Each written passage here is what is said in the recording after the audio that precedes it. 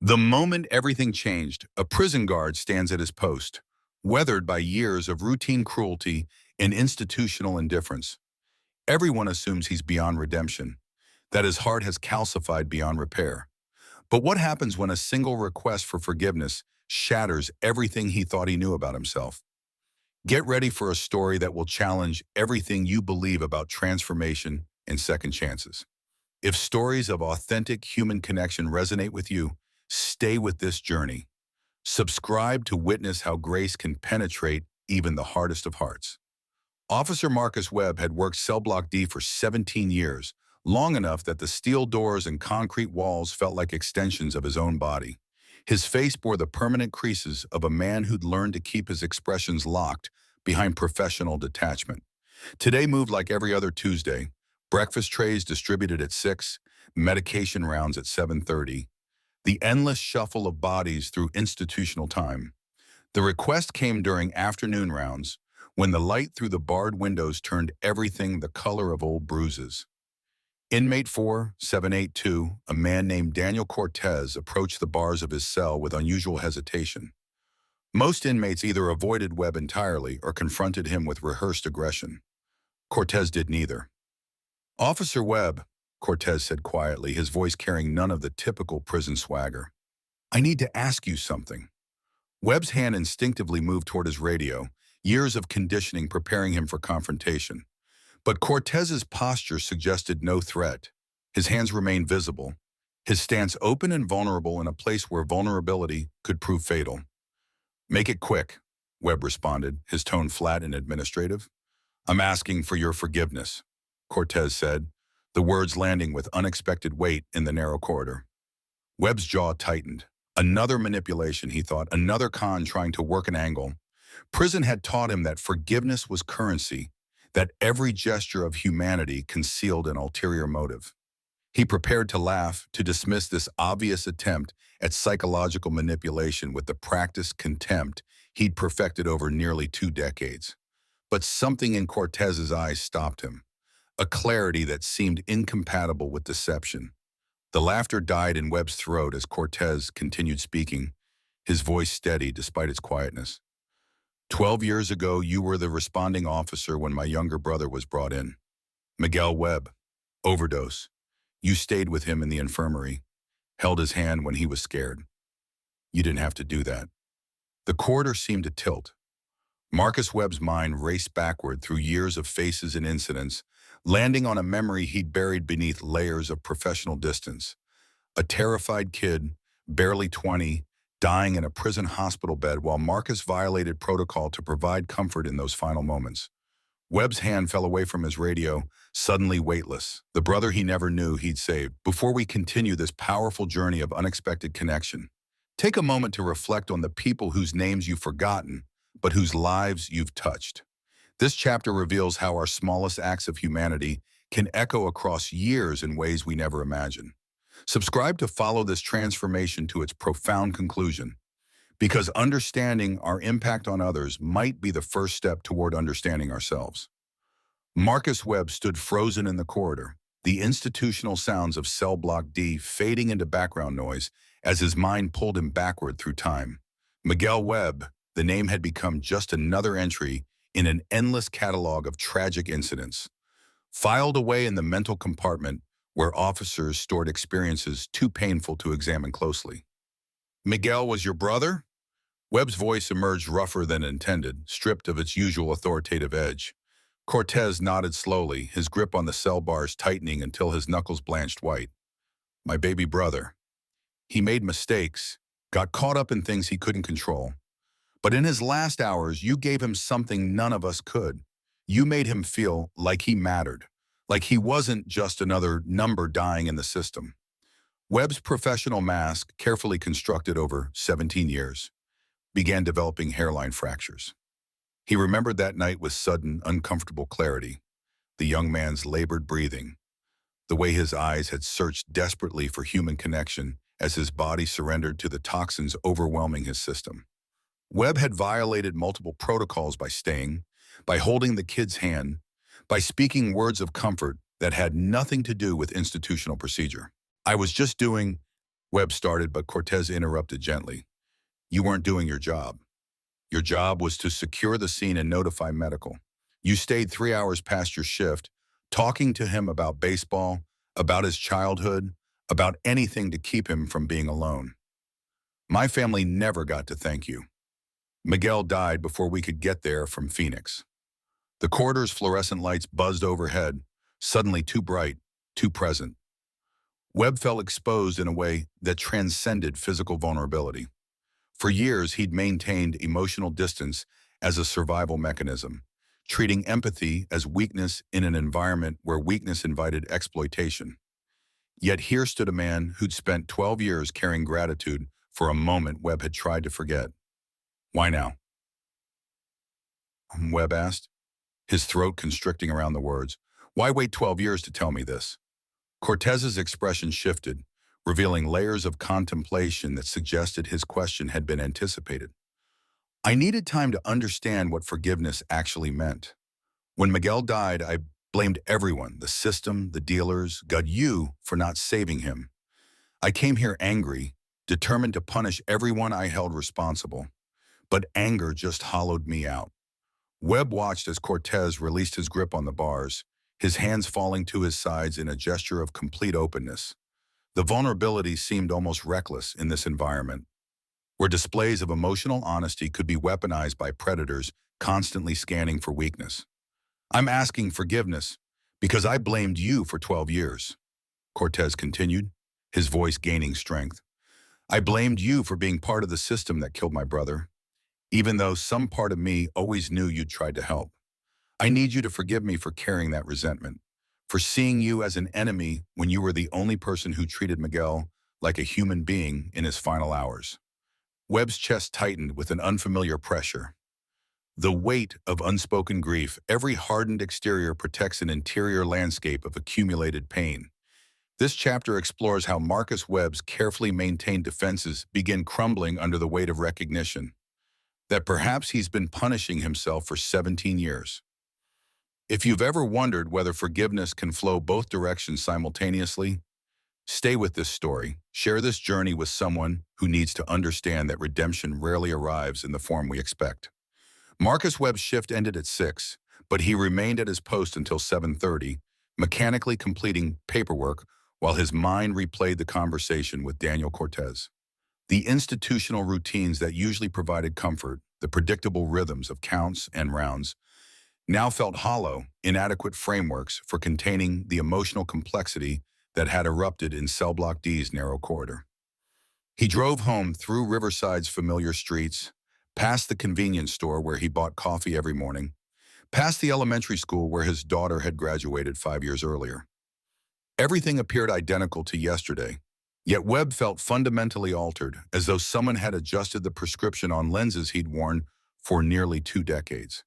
His wife Patricia noticed immediately when he entered their modest ranch house. 23 years of marriage had equipped her with radar for detecting his emotional fluctuations, even the ones he believed he'd successfully concealed. What happened today? She asked, setting down the novel she'd been reading. Webb lowered himself onto the worn sofa, suddenly exhausted by the effort of maintaining composure. Do you remember Miguel Webb, the kid who overdosed 12 years ago, the one I stayed with in the infirmary? Patricia's expression shifted, recognition dawning. The one you had nightmares about for months afterward. You stopped talking about him eventually, but I knew it still bothered you. His brother is in Cell Block D, Daniel Cortez. I've been his officer for 8 months and never knew the connection. Webb's voice carried a tremor he couldn't quite suppress. He asked for my forgiveness today. The words sounded absurd, spoken aloud in his living room, disconnected from the institutional context that had given them such devastating weight. Patricia moved beside him, her presence steady and questioning without demanding immediate explanation. Webb recounted the conversation, including details he hadn't consciously registered in the moment. The way Cortez's hands had trembled slightly despite his steady voice, the careful consideration behind each word, the absence of manipulation or agenda. As he spoke, Webb realized he'd been carrying Miguel's death as a personal failure, another life he couldn't save despite 17 years of ostensibly protecting and serving. What did you tell him? Patricia asked softly. Nothing. I just stood there like an idiot, completely blindsided. Webb rubbed his face with both hands, feeling the stubble that accumulated during his shift. I don't even know what I'm supposed to forgive. He didn't do anything to me. Patricia remained quiet for several moments, a technique she employed when she wanted him to hear his own thoughts more clearly. Finally, she spoke with characteristic directness. Maybe that's exactly why it matters.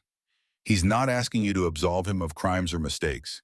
He's acknowledging that he viewed you through a lens of blame and resentment, and he's taking responsibility for that perspective. Webb considered this carefully, turning the idea over in his mind like an unfamiliar object. In prison, forgiveness requests usually preceded parole hearings or carried transparent self-interest. Inmates learn to perform remorse, to manufacture the emotional displays that impressed review boards and satisfied institutional requirements. But Cortez's approach contained none of that performative quality. His forgiveness request had been offered freely, without audience or obvious benefit. I need to respond, Webb said finally. I can't just ignore what he said. The architecture of redemption understanding arrives not in thunderous revelations, but in quiet moments of honest self-examination. This chapter follows Marcus Webb as he confronts the possibility that his years of emotional armor have been protecting not strength, but unprocessed grief. Before you continue, consider subscribing. This journey explores how two men, separated by bars and institutional roles, might discover they've been carrying the same burden. Share this with someone who needs permission to examine their own protective walls. Marcus Webb returned to Cell Block D the following morning with a new awareness that made familiar corridors feel foreign.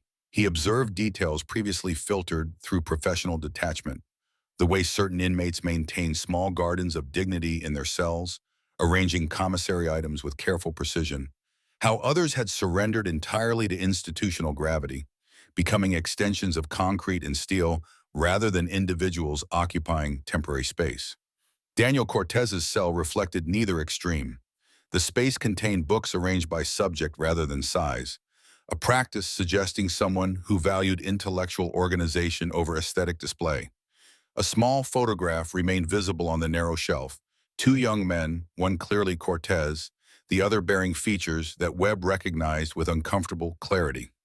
Miguel, captured in a moment before addiction, had carved away his vitality. Webb approached during the morning movement period when inmates transferred to work assignments or educational programs. Cortez emerged from his cell with the measured awarenesses of someone long accustomed to navigating dangerous social environments.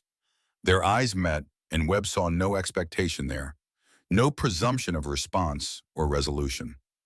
Cortez, I need a moment, Webb said quietly, positioning himself to maintain awareness of the corridor while creating space for private conversation. Cortez nodded, moving to the side of the corridor where their exchange would draw less attention from passing inmates. The social dynamics of prison meant that any extended conversation between officer and inmate invited scrutiny, speculation, and potential danger. Webb appreciated that Cortez understood these unspoken protocols without requiring explanation.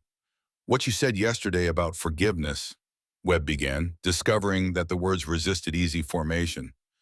I've been thinking about it all night, trying to understand what you were actually asking. Cortez remained silent, offering Webb space to work through his thoughts without interruption. A conversational generosity rare in environments where speaking first often meant claiming power. I blamed myself for Miguel's death, Webb continued, the admission emerging with unexpected difficulty. I stayed with him because I thought maybe I could talk him through it, convince his body to keep fighting. When he died anyway, I felt like I'd failed, like my presence hadn't mattered. The corridor's constant background noise, distant conversations, metal doors, footsteps on concrete, seemed to recede as Webb spoke, creating temporary privacy within institutional chaos. But you stayed, Cortez said softly. That mattered to Miguel, and it mattered to my family when we learned about it later. One of the nurses told us how you violated protocol, how you could have faced disciplinary action for staying off clock. You gave Miguel dignity in his final hours. That's not failure. Webb felt something shift in his chest, a release of pressure he'd carried so long he had forgotten it wasn't natural.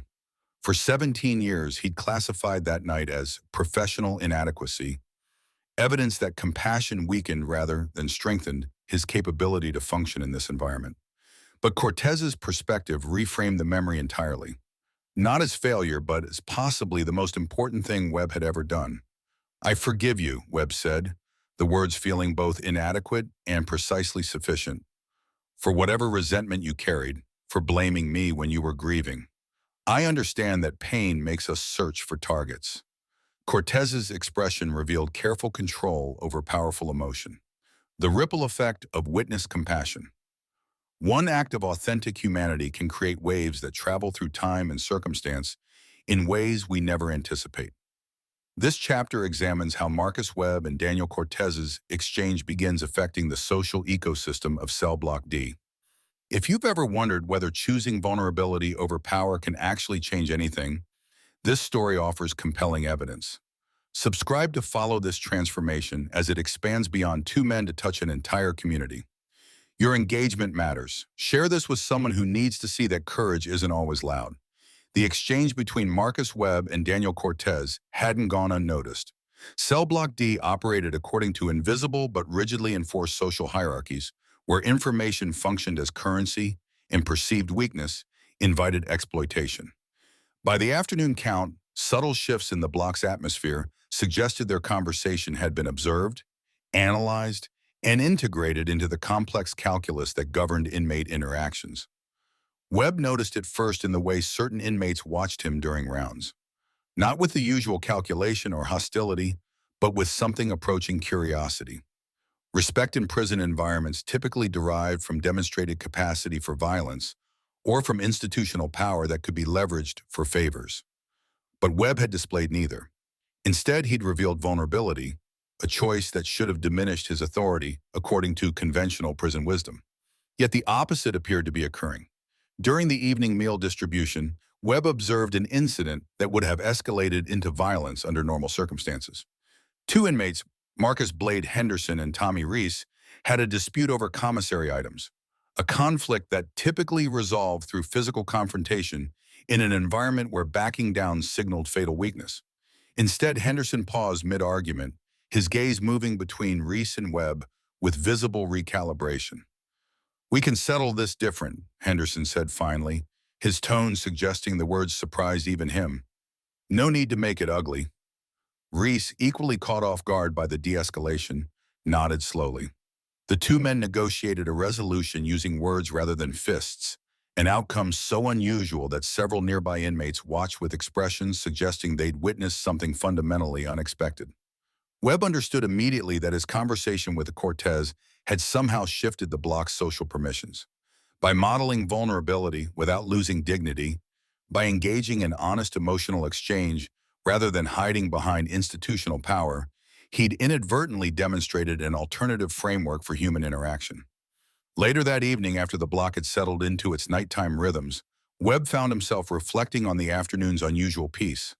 Patricia listened as he described the incident, her expression thoughtful. "You changed the rules," she observed. "In a place where everyone expects dominance and submission, you showed that real strength might look completely different." Webb considered this carefully. Prison culture reinforced binary thinking, strong or weak, predator or prey, officer or inmate. The rigid categories provided clarity but eliminated nuance, reducing complex human beings to one-dimensional roles. His conversation with Cortez had violated those categories, creating temporary confusion that allowed for different possibilities. "I'm not sure I changed anything," Webb said. "One conversation doesn't transform an entire institution." But even as he spoke, he recognized the defensive pessimism in his words. Change frightened him precisely because it required abandoning the certainty of established patterns. For 17 years, he'd known exactly who he was and how to navigate Cell Block D's dangers. Vulnerability introduced unpredictability, and unpredictability meant risk. Patricia smiled with the patient wisdom of someone who'd watched him wrestle with similar resistance many times before. "Maybe not the entire institution, but you changed something in yourself, and that's rippling outward. The question is whether you're brave enough to keep going." The challenge hung in the air between them, simultaneously invitation and warning. The test of new paradigm transformation invites resistance from systems invested in maintaining existing power structures. This chapter explores how Marcus Webb's emerging approach faces its first serious challenge when violence threatens to reassert Cell Block D's traditional hierarchy. If you've ever attempted to change deeply entrenched patterns and faced immediate pushback, this story will resonate. Subscribe to see how principle holds up under pressure, because theory means nothing until tested by reality. Share this chapter with someone facing their own moment of truth. The relative peace in Cell Block D lasted exactly 4 days before being tested by the arrival of Darius Cole, a transfer from the maximum security facility upstate. Cole brought with him a reputation for strategic violence and an ideology that viewed compassion as exploitable weakness. His presence immediately disrupted the fragile new equilibrium that had begun developing in the block. Webb recognized the type instantly. Cole radiated calculated menace, the kind of inmate who understood exactly how to leverage fear for social control. Within hours of arrival, Cole had assessed the block's dynamics and identified what he perceived as a vulnerability, the unusual relationship between Webb and Cortez. The confrontation came during morning recreation period. Cole engineered a situation designed to force Webb into choosing between protecting Cortez and maintaining institutional authority. He positioned himself near Cortez's mount in the common area, his body language overtly threatening while technically violating no specific regulation. "Heard you got the guards all soft up in here," Cole said to Cortez, his voice pitched to Carrie. "Crying about dead brothers, asking for forgiveness like some church service. That how you do time now? On your knees?" The common area grew quiet, inmates recognizing the challenge for what it represented, an attempt to reassert traditional prison hierarchy by exposing perceived weakness. Cortez remained seated, his posture controlled but not defensive, refusing to accept the terms of engagement Cole was attempting to establish. Webb approached the situation aware that his response would define either the continuation or destruction of the tentative changes developing in Cell Block D. Traditional officer protocol dictated overwhelming force: separate the inmates, assert dominance through threat of disciplinary action, restore order through demonstration of institutional power.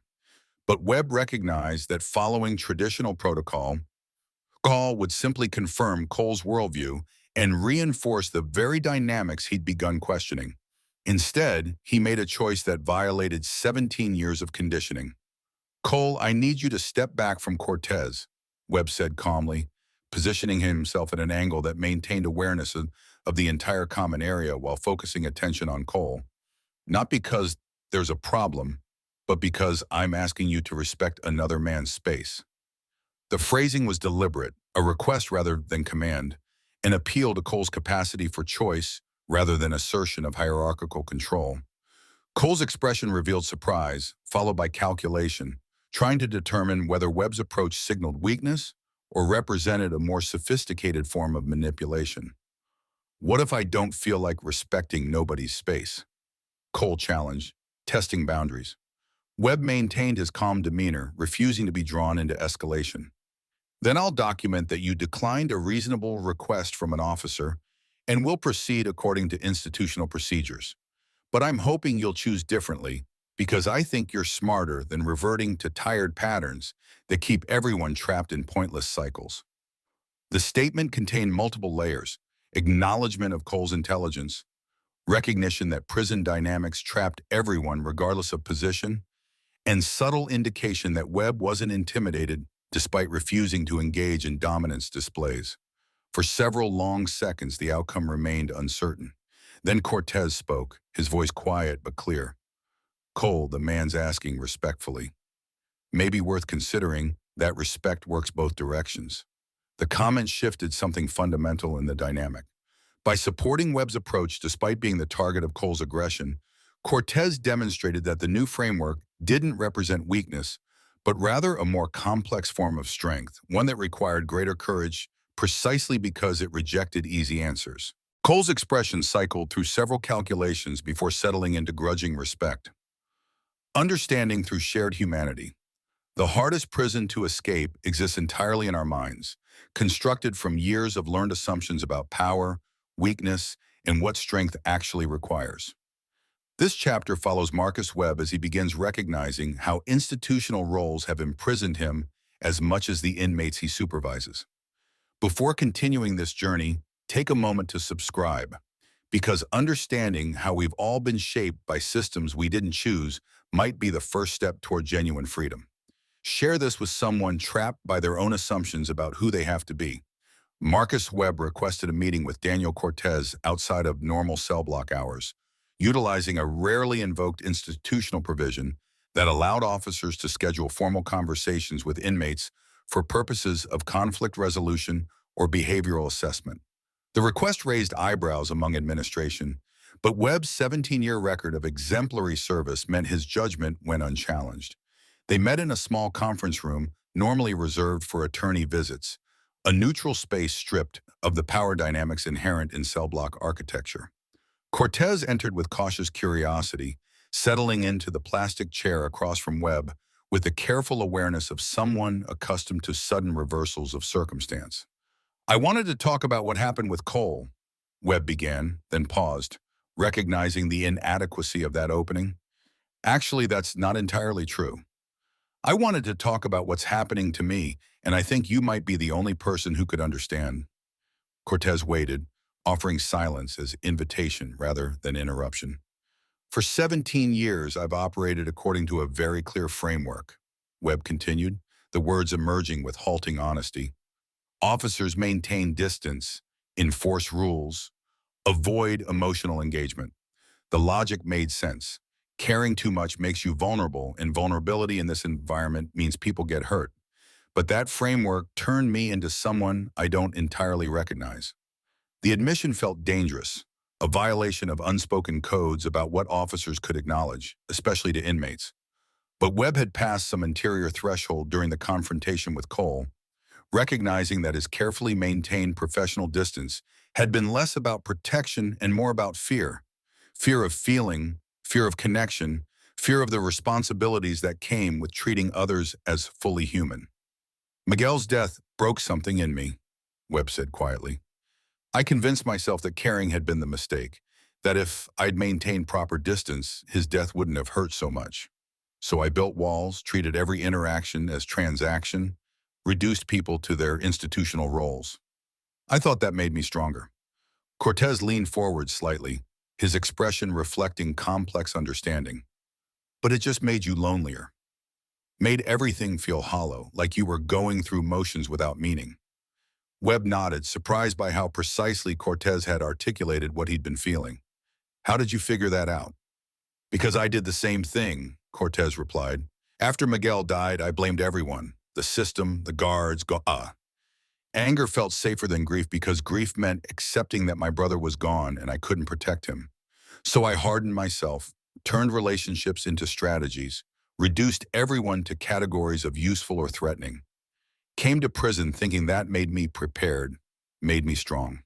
The parallel trajectories of their responses to Miguel's death created an unexpected mirror, showing Webb that his choices had been neither unique nor inevitable, but rather one common response to overwhelming loss.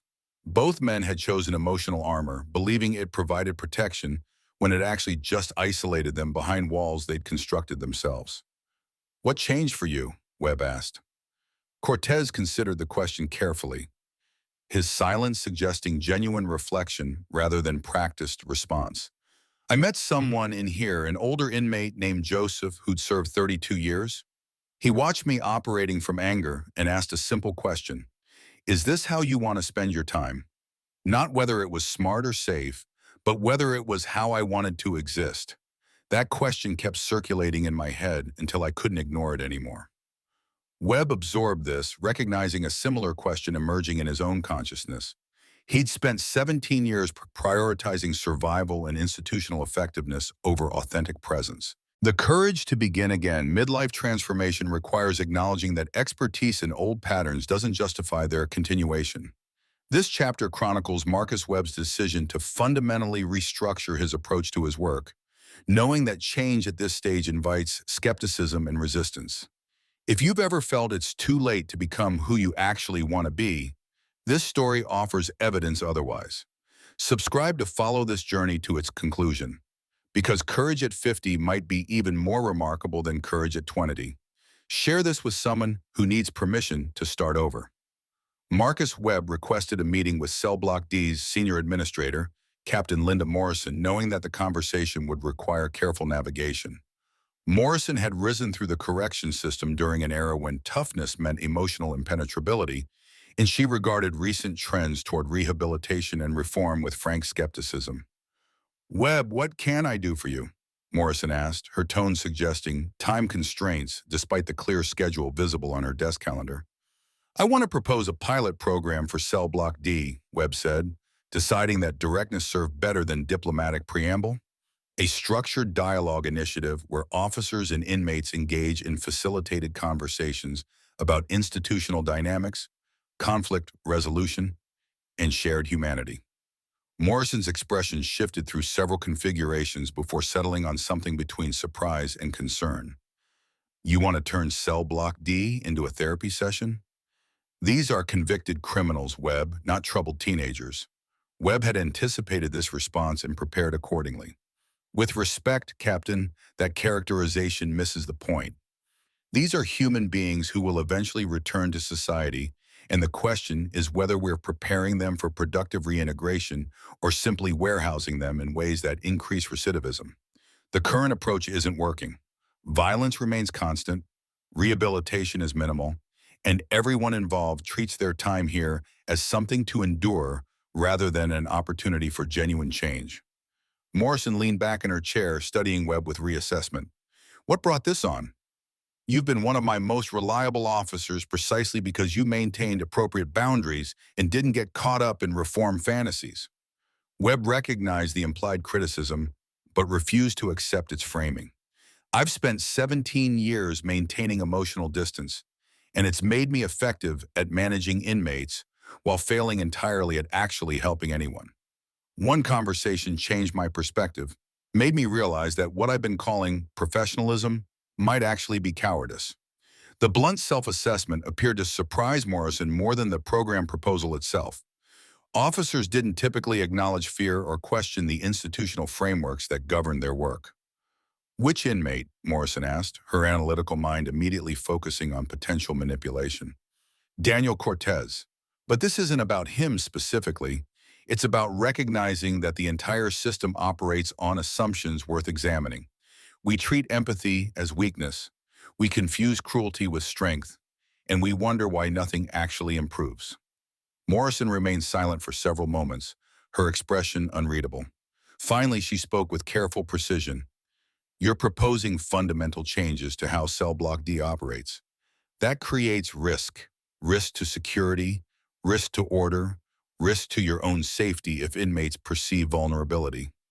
"I understand the risks," Webb replied, "but I also understand the cost of continuing current patterns. The question isn't whether change is risky, but whether the status quo is sustainable." The logic appeared to resonate with Morrison despite her institutional conservatism. She'd spent 30 years watching recidivism rates remain stubbornly high, violence cycle predictably through cell blocks, and officers burn out from the emotional toll of treating human beings as management problems rather than individuals worthy of dignity. "I'll authorize a 3-month pilot," Morrison said finally, "but with conditions. You'll document everything, maintain strict safety protocols, and abort immediately if violence increases or security is compromised. And Webb, if this fails, it reflects on both of us. Make sure you were prepared for that." Webb nodded, accepting both the opportunity and the responsibility it carried. The architecture of transformation. Systemic change begins with individual courage, but requires collective participation to achieve lasting impact. This chapter explores how Cell Block D's pilot program challenges both officers and inmates to examine assumptions they've held for years. If you've ever wondered whether institutional transformation is actually possible or merely idealistic fantasy, this story provides nuanced exploration. Subscribe to see how theory translates into practice, because understanding implementation challenges is crucial for anyone attempting meaningful change. Share this with leaders facing similar transformations. The first facilitated dialogue session in Cell Block D attracted 17 volunteers, a mix of inmates and officers willing to participate in what many regarded as either naive experiment or cynical manipulation. Marcus Webb had partnered with Dr. Sarah Chen, a psychologist specializing in restorative justice, to design a structure that balanced psychological safety with genuine challenge. The conference room arrangement deliberately disrupted traditional power dynamics. Chairs positioned in a circle rather than rows, no obvious markers of hierarchy or authority. Webb sat between Daniel Cortez and a younger officer named James Rodriguez, whose skepticism about the entire initiative had been clear from the beginning. Dr. Chen opened with a deceptively simple prompt. Share one assumption you've held about people in this room that you're willing to examine. The silence stretched uncomfortably as participants wrestled with vulnerability in an environment that had taught them to guard admissions carefully. Finally, Officer Rodriguez spoke, his voice carrying defensive uncertainty. I've assumed that inmates manipulate any show of humanity, that being decent is the same as being weak. I've been told that my entire career, and I've operated accordingly. He paused, then continued with visible effort. But watching Officer Webb these past few weeks, I'm not sure that assumption holds up. Or maybe I'm just not sure I want it to be true anymore. The admission created space for others to speak. An inmate named Marcus Henderson, the same Henderson who de-escalated his conflict with Tommy Reese, leaned forward with careful consideration. I've assumed all guards see us as animals, as problems to manage rather than people. Made it easy to treat every interaction as adversarial, to assume bad faith in every decision. But some of y'all have shown up different, treated us with respect even when you didn't have to. That challenges what I've been telling myself. Dr. Chen guided the conversation with minimal intervention, allowing participants to navigate difficult territory while maintaining psychological safety. The dialogue revealed layers of mutual dehumanization, how both officers and inmates had developed protective narratives that reduced the other to threatening categories rather than complex individuals. Darius Cole, whose arrival had threatened Cell Block D's emerging peace, sat quietly through the first hour before finally speaking. I came here expecting the same tired dynamic. Guards with power, inmates without it, everyone playing their roles. But this feels different, and that makes me nervous. Where I came from, different usually meant dangerous. You let your guard down, someone takes advantage. How do I know this isn't just a setup? The question addressed everyone's underlying anxiety, that vulnerability would be exploited, that authentic engagement would be punished rather than rewarded. Webb recognized Cole's concern as legitimate rather than merely cynical, appreciating the courage it required to name the fear directly. You don't know, Webb answered honestly. None of us do. We're attempting something that contradicts everything this institution has taught us about how to stay safe. The only guarantee I can offer is that I'm risking the same things you are. My credibility, my professional standing, my certainty about who I'm supposed to be. The response appeared to satisfy Cole's skepticism more than any reassurance would have. Shared risk created foundation for trust in ways that hierarchical authority never could. Over the following weeks, the dialogue sessions continued, each one revealing new dimensions of how institutional roles had shaped everyone's humanity, beyond forgiveness to freedom. True transformation doesn't conclude with dramatic revelation, but continues through daily choices to remain open rather than defended.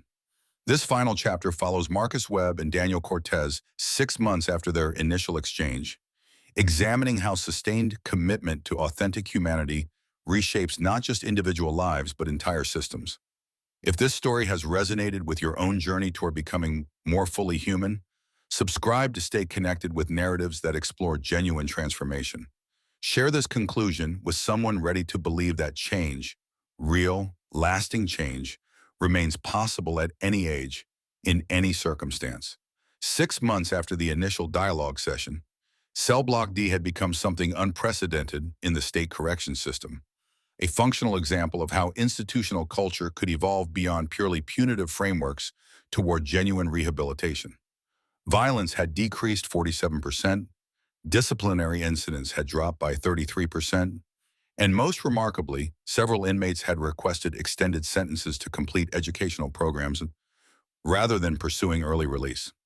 Marcus Webb stood in the same corridor where Daniel Cortez had first requested forgiveness, now transformed by accumulation of small daily choices toward dignity over domination.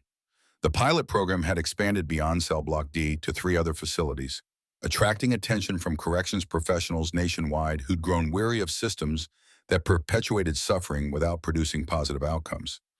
But Webb had learned that systemic change, while gratifying, mattered less than individual transformation, the specific human connections that gave abstract principles concrete meaning. His relationship with Cortez had evolved into mentorship that transcended institutional categories, 2 men who discovered shared humanity through mutual vulnerability.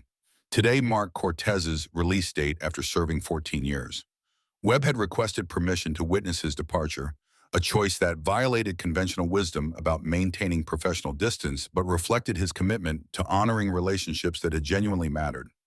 Cortez emerged from processing with the contained emotion of someone crossing from one world into another, carrying only a small bag of possessions and considerably more psychological weight. His eyes found Webb immediately, recognition sparking gratitude that required no verbal expression.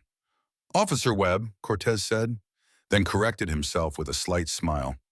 "Marcus, I wanted to thank you before I left, not just for what happened 6 months ago, but for every day since. You showed me that transformation isn't dramatic revelation, but sustained willingness to choose differently." Webb felt his throat constrict with emotion he no longer felt compelled to hide. "You gave me back something I'd lost without realizing.